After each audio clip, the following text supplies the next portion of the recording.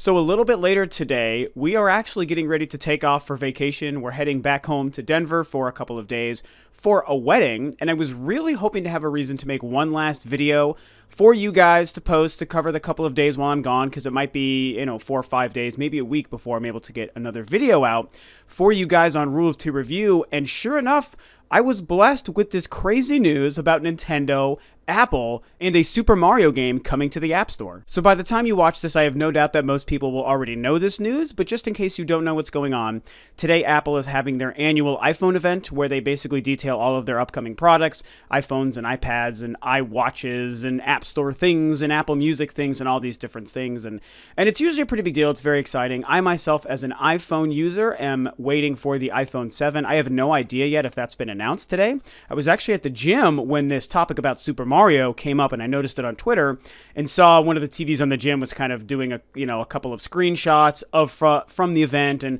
they did show the Super Mario thing, what was going on. I thought that was pretty cool. So through this, obviously, like I was just saying, what happened is Apple ended up bringing none other than Shigeru Miyamoto on stage, where they announced Super Mario Run, which is another endless runner game for the App Store, but it's a Super Mario game. And they had Nintendo's logo and name and Miyamoto himself on stage, on point, big letters showing Nintendo's logo saying this is a Nintendo product available for your iPhone and iPad, and it's coming December this year, and it's a Super Mario game, and it's a really big deal. So overall, pretty crazy news, and honestly pretty huge news, and that's what I wanted to discuss for you guys today really quickly before I end up taking off for a few days, is what's going on with this and what it really means. I mean, one could argue it's not that huge of a deal. We've maybe known to expect something like this possibly showing up. Nintendo's doing mobile things. It's only a Super Mario game, which is very obvious. It's only an endless runner game. It's not like a port of Super Mario 3 or Super Mario World or anything. So you could see it as maybe not the biggest deal, and I understand that, but I honestly think it's potentially a very big deal. Now, some people are talking about Nintendo/Apple partnership. Is that what's happening here? Is that what this is? And while I do think that maybe it will become that, right now, it seems like that's not quite the case. Apparently, the language that they used was that this game was coming to the iOS store first this December, which is kind of hinting at the fact that it's probably going to come to whatever the Android weird store, the Google Play thing or whatever they do for Android phones sometime later. And right now, I think that would be smart. To be fair, if you spread it across more devices and more app stores available to different users, you're just getting your product out to more people. Now, they did confirm that this game is not going to be free to play, which means that they're going to be detailing a price for it later. If they're smart, they're just going to make it 99 cents. I mean, look at how much money Angry Birds made at 99 cents an app. I feel like that's a pretty appropriate and acceptable price. I think it'll be seen as very palatable for most people to pay 99 cents to have the first ever exclusive Mario mobile game available to them. You could make a case for $1.99 and whatnot, but I don't know. I just feel like 99 cents is that sweet spot, but we'll see. I think that Nintendo totally has the right to charge for it. I mean, a lot of free apps do well, but a lot of paid apps do well as well. And this is Nintendo's first true-to-life game. Pokemon Go is like an AR game. It's a little bit different. And Nintendo, as we know, had, much less to do with that than initially thought. This is obviously a Nintendo game. It's a Mario game, so we know Nintendo's involved. And hell, Shigeru Miyamoto came on stage. And that's the thing that leads me to believe that maybe sometime down the road, we might see a situation where Nintendo does end up partnering with Apple. I think it was so smart for them to work with Apple first with this, to have Apple bring Miyamoto on stage and plaster that Nintendo logo all over the place and show the Super Mario game and talk about it like it's an Apple exclusive product, even though it's probably not going to be down the road. I think that was super smart.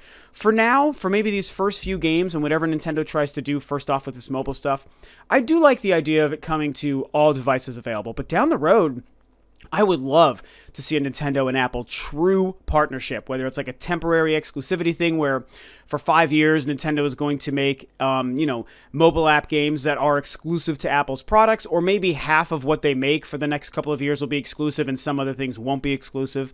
I really feel like Nintendo and Apple working together makes the most sense. I would love to know that a lot of Nintendo's mobile products were coming exclusively to Apple, to their iPhone and the iPad. That would make me very, very excited. And even if I didn't have an iPhone, I think that it would honestly be smart. I mean, with the Wii generation, a lot of us remember that's when people started comparing Nintendo to Apple in a good way. And I know a lot of people hate Apple just because a big successful company becomes something that people want to hate on just because. And there's probably some legitimate reasons, and that's fine. But when you look at who they are, they're very successful. They're incredibly rich. I don't want to say rich because it's a company, but what is the word I'm trying to say? They're profitable. Duh. They're incredibly profitable. They make an insane amount of money. Their stock is always selling through the roof. And they even just showed today Nintendo stock went up as soon as this was announced, by the way. So that's pretty cool. And Apple just reaches a certain kind of core consumer, and that consumer is in the millions upon millions. And some people will say iPhones are stupid, Androids are better. And if that's true, then that's fine, I guess. I've never used an Android phone, don't really care to. And even if that's true, the point is, Android phones don't have the same kind of marketability. They don't have the same identity as a company like Apple does. The same way Nintendo really carves out its own identity within the gaming space. So I feel like there's enough similarities there that if they work together, it would be very smart for Nintendo. It would be smart for Apple too. I think that these two companies could really take advantage of each other's business models and business senses and the different properties available. And there could be a really beautiful partnership there, even if for a while I would love to see it. And this really speaks to what Nintendo has been talking about for a couple of years, branching out, licensing their IPs to different avenues, not being afraid to step outside the gaming space, not being afraid to share their gaming products outside of the traditional gaming industry. And this is a huge step to that. When people talk about them building a universal theme park, that's a huge step to that. If Nintendo were to partner with someone like Disney down the road, which seriously that needs to happen, that would be another avenue where that could be happening. And working with Apple, whether it's temporary or whether it becomes long-term exclusivity, I think could be very smart. Now, if we step aside from just the Apple thing and we just look at it as the mobile game that it is, I mean, it's not like it makes me excited because I don't really care much for runner games. I have enjoyed a few. The Rainbow, oh my God, I forget what it's called now. The Heavy Metal Rainbow Unicorn or whatever that damned Adult Swim game was from a couple of years ago was freaking awesome. Damn, I can't remember that name. Someone's going to remember it and post it down below, so please do it. But that Unicorn Runner game was freaking incredible. And there's been some really neat ones for sure. So when you take it to like the Mario space, okay, it's a pretty obvious one. What's good about it though, you guys, is it's not Nintendo making a full-fledged, fully featured brand new Mario platformer that instead of making available for their, 3DS or Wii U or NX, they would be making it for the mobile market. It's not that, because then it would be like, oh my God, you're cheating the real gamers who supported you for decades out of this and you're making it a crappy mobile touchscreen game. Like, that's not fair. Instead, they're making a game using one of their properties that's ideal for the mobile platform. It's an obvious no-brainer. It's going to be a everybody wins kind of scenario. It's going to be very popular. It's going to make a lot of money. Hopefully it's seen as very good.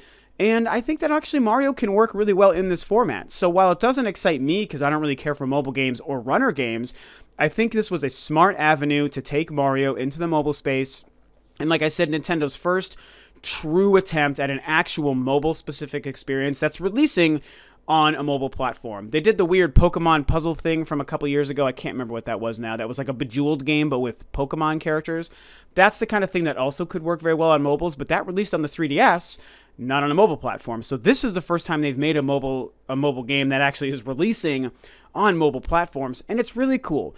Miyamoto coming on stage means that I think that there's more to this than just, here's a Mario game. I think that more will come from this partnership and these ideas down the road. And I honestly think, to sum up my thoughts and repeat what I said earlier on the video, I think that this is a smart thing, you guys. I think that this is a good move for Nintendo. Like I said, I think it could be mutually beneficial for Apple. I'm sure that's why this happened.